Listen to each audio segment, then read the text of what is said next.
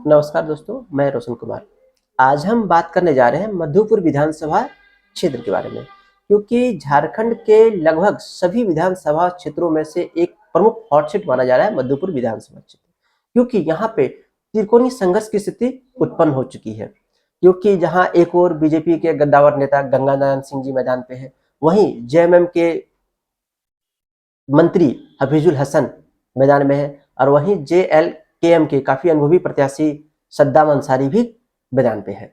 तो यहाँ पे हम बात करेंगे आज कि इन तीनों में से कौन यहाँ पे बाजी मार जाएगा। क्या हफीजुल हसन अपनी साख बचाने में कामयाब हो जाएंगे, या बीजेपी के गंगा नारायण सिंह और जेएलकेएम के सद्दाम अंसारी इनको गद्दी से उतार पाएंगे। तो चलिए, मैं रोशन सर, आज हम आप विश्लेषण की शुरुआत करते हैं।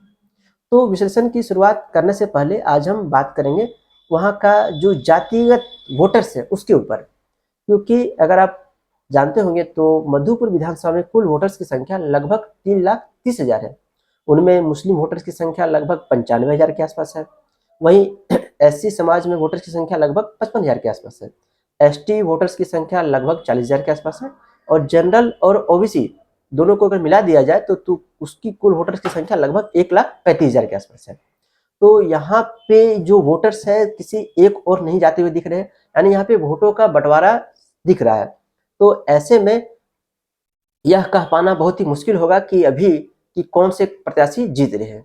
तो सबसे पहले हम एक एक करके बात करेंगे। तो यहाँ पे बीजेपी के जो कैंडिडेट हैं गंगा नारायण सिंह, उसके ऊपर भी बात करेंगे। जेएलकेएम के जो प्रत्याशी है सद्दाम अंसारी, उसके ऊपर बात करेंगे। और जेएमएम के जो प्रत्याशी है हफीजुल हसन, उसके ऊपर हम बात करेंगे। क्योंकि लगभग मुस्लिम वोटर्स की संख्या यहाँ पे 95,000 के आसपास है, और इन 95,000 में लगभग 60 से 70% वोटर्स हफीजुल हसन के पाले में जाते हुए दिखाई दे रहा है। वहीं एससी वोटर्स में भी एक मुफ्त वोट हफीजुल हसन को पड़ने जा रहा है। और साथ ही इसके बाद अगर हम बात करते हैं जेएलकेएम के जो प्रत्याशी है सद्दाम अंसारी, उनका भी मुस्लिम प्रत्याशियों के बीच काफी मजबूत पकड़ है, और वह सभी प्रोग्राम आदि में उपस्थिति 100% उपस्थिति दर्ज कराते रहे हैं, जिनके कारण से यह कह पाना मुश्किल है कि एक मुस्लिम का वोट किसी एक और जा रहा है कि नहीं जा रहा है। वहीं दूसरी ओर अगर गंगा नारायण सिंह के बारे में बात किया जाए तो उनका बीजेपी और ओबीसी में काफी मजबूत पकड़ है, और उनका एक मुफ्त वोट उनको पड़ने जा रहा है। और अगर इन सभी के बीच में जो जिस प्रकार जयराम महतो की सभाओं में जनप्रतिनिधि दिखाई पड़ रही है, अगर उस तरह का अगर वोटर्स भी पड़े या वोट भी पड़े तो इन दोनों के लिए राह काफी मुश्किल हो जाएगा। तो तीनों के बीच त्रिकोणीय संघर्ष की स्थिति उत्पन्न हो चुकी है।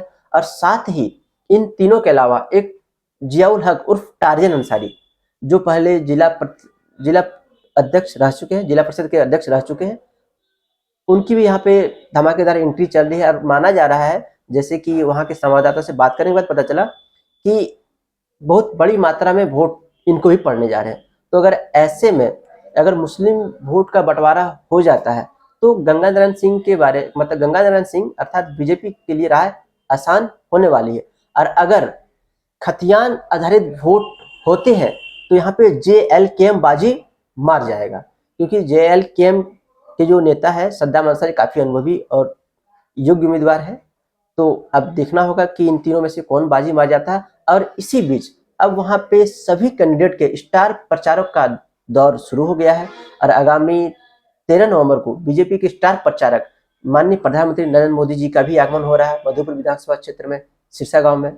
और साथ ही क्या इसके अलावा क्या जयराम की सभा भी होने जा रही है वहां पे, और साथ ही साथ जेएमएम की जो स्टार प्रचारक कल्पना सोरेन, उनका भी सभा होने जा रहा है। तो यहाँ पे देखना होगा कि वोटों का कौन ध्रुवीकरण अपनी ओर कर पाते हैं। क्या मोदी जी वोटों को अपनी ओर मोड़ पाएंगे, या कल्पना जी बाजी मार जाएंगे, या जेएलकेएम के अध्यक्ष टाइगर जयराम महतो सारे वोटर को अपने फेवर में कर पाएंगे। तो ये तो आने वाले समय में ही बता पाएंगे। फिलहाल आप अपनी राय कमेंट बॉक्स में जरूर दीजिएगा कि यहाँ से कौन से कैंडिडेट जीतने वाले हैं। अगर वीडियो अच्छा लगे तो चैनल को सब्सक्राइब कर लीजिएगा। धन्यवाद।